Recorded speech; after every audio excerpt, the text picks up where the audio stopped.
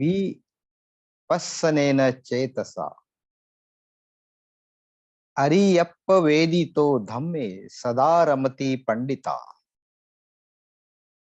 धम्म पीति सुखम सेति विपस्सनेन चेतसा अरियप्पवेदितो धम्मो सदा रमति पंडिता। ये जो धम्म का रस होता है, धम्म का सार होता है, निचोड़ा हुआ कोई धम्म के अनंत शब्दों में से कुछ हमारे दिल को भा ले। धम्म वैसी पकड़ने की बात है, जिसको हम पकड़ते हैं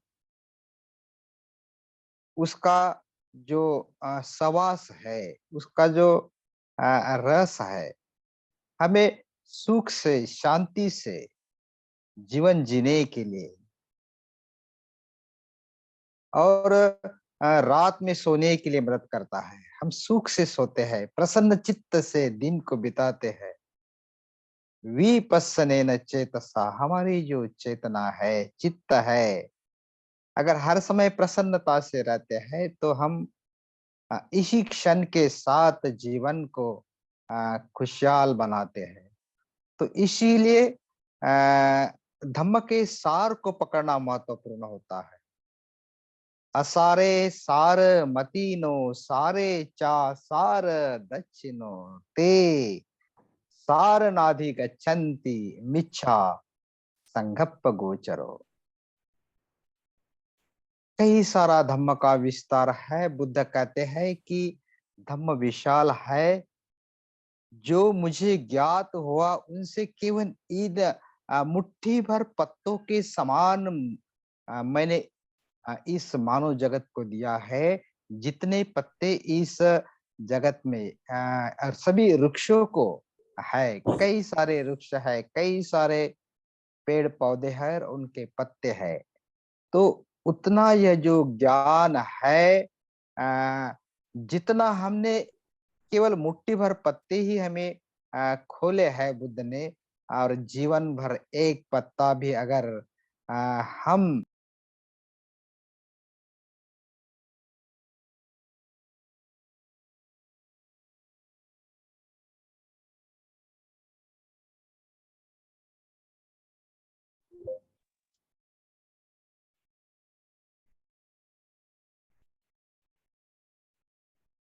अपना माइक खोलिए मंजू बादी जी। ओके, सर अपना थैंक यू। वीडियो बंद कर लीजिए और माइक खोल लीजिए सर। नेट कमजोर। ओके, हाँ, नेट का प्रॉब्लम नहीं है। नेट सही है, तो शायद फोन आ गया होगा किसी का। हाँ, फोन आया था, यस लाल जी का फोन आया था। Yes, okay carry okay. On carry on. Thank you sir. Okay, तो हम लोग बात कर रहे थे कि धम्म विशाल ऐसा महासागर है, और उस महासागर के एक बूंद में भी अनंत सत्य की सार है। तो सार को पकड़ना, जो भी हम सुनते हैं, हर दिन पढ़ते हैं, जैसे कि धम्मपद के कई सारे 423 गाथा है, लेकिन केवल ये की गाथा अगर हम हमारे जीवन में उतारते हैं, यो सहस सहसेन, कई सारे 100 गाथाओं में से एक गाथा अगर हम समझे, जीवन में उतारे, उसके सार को समझे, और इसे समझने के लिए, बुद्ध के शब्दों को समझने के लिए हम हमारे चित्त की ऊंची अवस्था निर्माण करते हैं, और इसलिए साधनाएं करते हैं, इसलिए ध्यान करते हैं, ताकि हम जो बिखरे हुए हैं, हमारे बिखरे हुए जो अलग अलग स्व है, उसे इकट्ठा कर सके। जैसे सूरज के कई सारे जो प्रकाश किरण होते हैं, उसे अगर इकट्ठा करके कोई भिंग से एक बिंदु को केंद्रित करते हैं, तो उस ऊर्जा से कागज भी जला सकते हैं।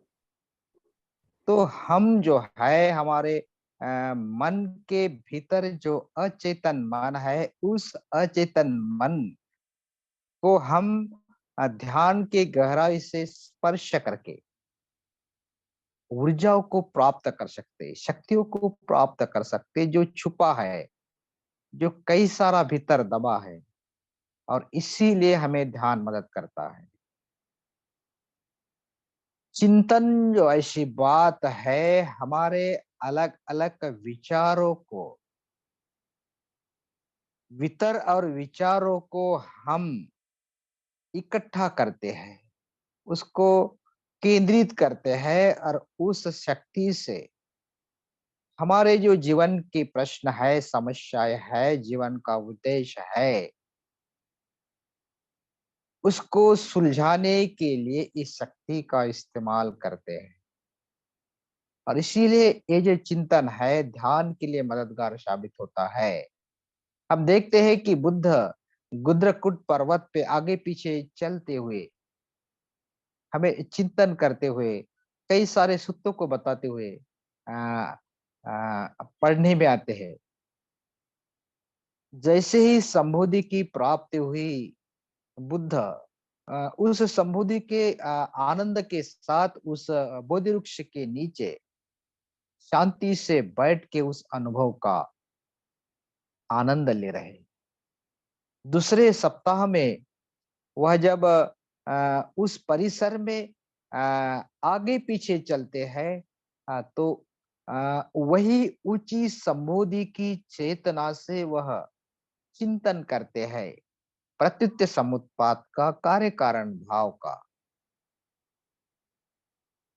हर चीज जो है, हर विषय जो है कारणों से बनी है, और उस कारणों को अगर हम अ, खोजते हैं, कारणों को स्टॉप करते हैं, रुकाते हैं, तो उसका विपाक भी रुक जाता है। अगर कर्म के द्वारा दुखद परिणाम निर्माण होते हैं, तो उस कर्म को जो हमें अकुशलता की ओर आ, ले जाते हैं, उसे परिवर्तित करना कुशलता की ओर तभी संभव है जब हम कुशल कर्म करते हैं। और उस कुशल कर्म को हमें उस कर्म को करने के लिए हमें चिंतन करना जरूरी होता है, समझना जरूरी होता है बुद्ध के शब्दों। हम जब साधनाएं करते हैं, चाहे सतिपट्ठान हो या हमारे भीतरी वेदनाओं को अनुभव करना हो, उनकी अनुभूति लेना हो, तो हम जब किसी चीज को देखते हैं, वस्तुओं को देखते हैं, व्यक्तियों को देखते हैं, तो केवल यह बाहरी देखना होता है, सार को हम ना समझ पाते, जब तक कि हम सत्यता के भीतरी गहराई तक नहीं उतरते। और हम किसी को छूते भी है तो बाहरी जो त्वचाओं को हम बाहर से अनुभव करते हैं, लेकिन उनके भीतर जो सुंदरता है, कोई चीज हो, कोई वस्तु हो, कोई व्यक्ति हो, हमें आकर्षित करता है, और उसमें की कुछ बातें प्रतिकर्षित करती है। हमारे वेदना में जो बातें हमें अ, अच्छी लगती है, उसके प्रति हम आकर्षित होते हैं, और जो हमें नापसंद होती है, उससे दूर जाना चाहते हैं। लेकिन जब हम चिंतन करते हैं, जैसा है वैसा देखने की कोशिश करते हैं, तो उसी से ही हम सत्यता की प्रकाश में जीवन की सच्चाई देख पाते हैं। मनुष्य जो है सभी प्राणियों से अलग इसलिए है कि केवल उन्हें मन है उतना ही नहीं, तो वह चिंतन कर सकता है, सोच सकता है, संशोधन कर सकता है। कई सारे जो शोध है, चिंतन से निर्माण हुए हैं, अभ्यास से निर्माण हुए हैं, लिखने से हो, सुनने से हो, और चिंतन करने से हो। यह जो प्रज्ञा की बात है, स्मृत में प्रज्ञा की हो, चिंतन में प्रज्ञा की हो, जो भावनाएं प्रज्ञाओं के द्वारा हम बुद्धत्व के एक अंग को विकसित करते हैं। तो जीवन के सच्चाई के प्रति चिंतन, जीवन के उद्देश्य के प्रति चिंतन, हमारा जीवन, हमारा पारिवारिक जीवन, हमारा आध्यात्मिक जीवन, इस जीवन के बारे में चिंतन जो है, जब तक हम कुछ न करने का समय नहीं निकालते, शांति के साथ उस विषय के भीतर तक नहीं पहुंचते, तो वह ऊपरी ऊपरी केवल चिंतन होता है। तो इसीलिए जीवन की जो हमें समस्याएं है, जैसे कि हम जन्मते हैं, जन्म के साथ दुख आता है, लेकिन जीवन केवल दुख में ही नहीं है, उसके साथ साथ सुख भी है, लेकिन उसके प्रति हम अनभिज्ञ होते हैं। जन्म के साथ व्याधियां जो है, बुढ़ापा है, फिर मृत्यु है, यह सच्चाई है। और जीवन में जो प्रिय वस्तु होती है, प्रिय जन होते हैं हमारे, नजदीक के हो, दूर के हो, हमसे बिछड़ते हैं। तो इस सच्चाई को समझने के लिए हमें क्या, हम इस जीवन का सही इस्तेमाल इसी जीवन में कर पाते? क्या हम हमारे कर्म को कर्म नियम के द्वारा धर्म नियम में तब्दील कर पाते? क्या हम हमारे दिन और रात स्मृति के साथ, जागृति के साथ, सच्चाई के साथ आने वाले कठिनाई को सामना करते हुए, उसका सॉल्यूशन निकालते हुए आगे बढ़ा पाते? क्या हम हमारे जीवन के कुछ समय शांति के लिए, स्थिरता के लिए, खाली रहने के लिए छोड़ पाते? और अगर ऐसी बातें हम कर पाते, तो हम लोकोत्तरता की ओर प्रवास करते। तो भगवान बुद्ध ने ये जो बातें बताई है चिंतन की, भिक्षुओं के लिए, जो ऊंचे प्राप्ति वाले, ज्ञान प्राप्ति वाले, जो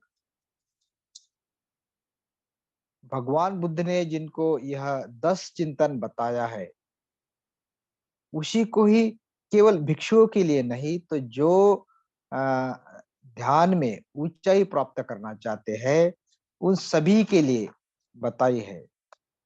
और साधना के बाद हमारे चित्त की जो अवस्था है, क्या वह निरपेक्ष है? क्या वह शुद्ध है? क्या वह जाति विहीन अवस्था में है? वर्णहीन अवस्था में है? आप पर भेद को क्या वह नष्ट की अवस्था है? हमारा जो जीवन है अन्य से अलग है, हम समर्पित है। हमारा जीवन जो है हमारे मित्रों पर निर्भर है, जो कल्याण मित्र है, जो आचार्य उपाध्याय है, उनकी बार बार मदद लेना पड़ता है। जैसे कि बचपन से लेके हमने हमारे माता पिता से उनसी उनकी उंगलियां पकड़ के चलना सीखा है, उनसे संस्कार सीखे हैं, और परिवार में एक दूसरे का विश्वास पाया है। वैसे ही आध्यात्मिक जीवन में हमें हमारे कल्याण मित्र के विश्वास के हम पात्र होना। जैसे कि उनके सामने हम प्रतिज्ञाएं लेते हैं, शील की प्रतिज्ञाएं लेते हैं, जीवन को सच्चाई पर ढालने की प्रतिज्ञा लेते हैं, तो क्या उनके विश्वास पात्र हम है? क्या मैं मेरे शील के प्रति जागरूक हूँ? उनका अगर भंग होता है, तो क्या मैं उसके प्रति पश्चाताप करता हूँ?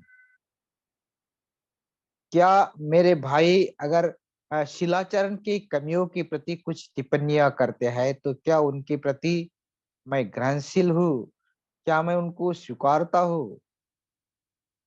मैं जीन मनुष्य और वस्तुओं से प्यार करता हूँ,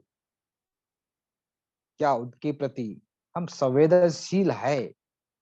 तो कई सारे बातें बुद्ध ही चिंतन में बताते हैं। तो हम सीधे ध्यान के साथ इस चिंतन को अ, भीतर उतारते हैं। समय थोड़ा ज़्यादा लगने वाला है, तो हम इस बात को यही समाप्त करते हैं और चिंतन के लिए तैयार होते हैं। तो सभी